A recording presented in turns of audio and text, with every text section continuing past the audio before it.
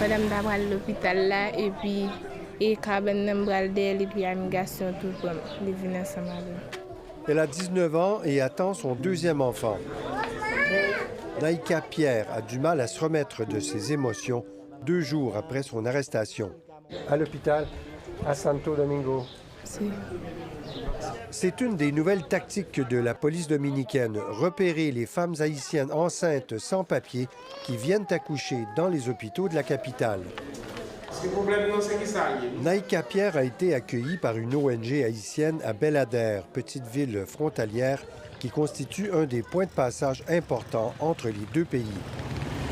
On a des migrants qui témoignent avoir été victimes de maltraitance et des brutalités des policières. Et certains migrants témoignent avoir été gazés à l'intérieur des prisons. Ce haut fonctionnaire dominicain, responsable des relations de son pays avec Haïti, se dit, lui aussi, outré par la manière utilisée lors de ces expulsions massives ordonnées par le président Luis Abinader.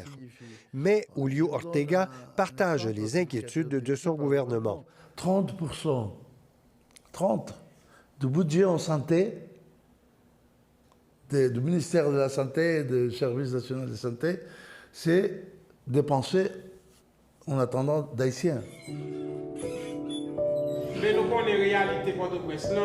Ce père de famille habitait à Martissan, quartier de Port-au-Prince, ravagé par la guerre des gangs armés depuis juin 2021.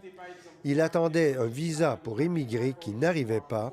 Incapable de travailler, il s'est enfui avec sa femme et son fils. Est-ce que vous aviez peur pour vous et votre famille à cause de la violence? Oui, moi peur pour famille. Parce qu'il y en avait beaucoup autour de vous. Oh!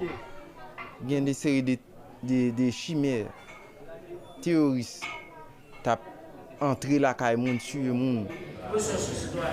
Il a été arrêté et refoulé sans avoir le temps d'aviser sa femme.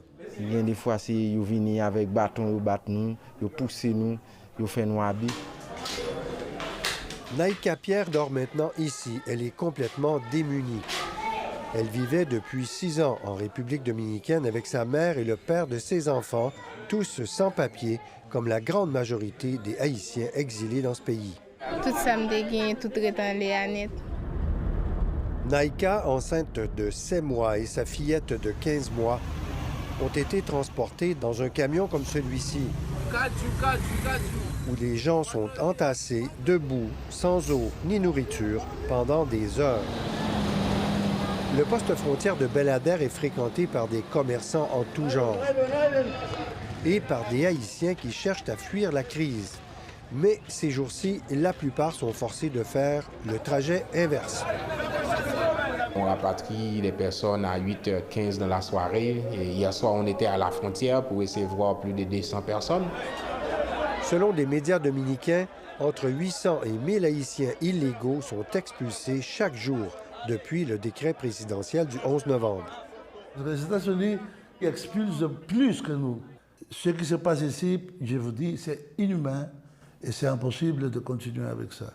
Mais on ne veut pas recevoir des leçons de comportement, surtout des États-Unis.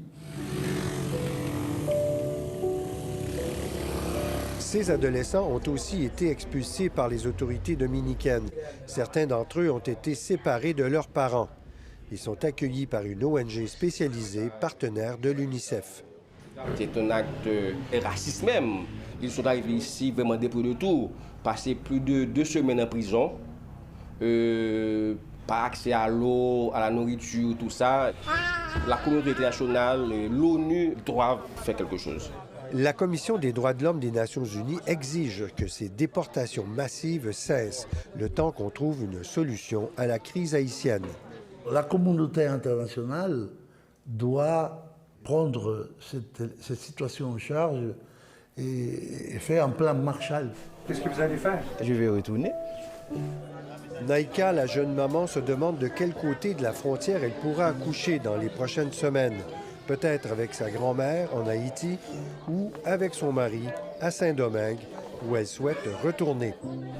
Oui, peut-être que tout ça, tant que ça me déguette un peu pareil, pour les m'accoucher tout en l'air.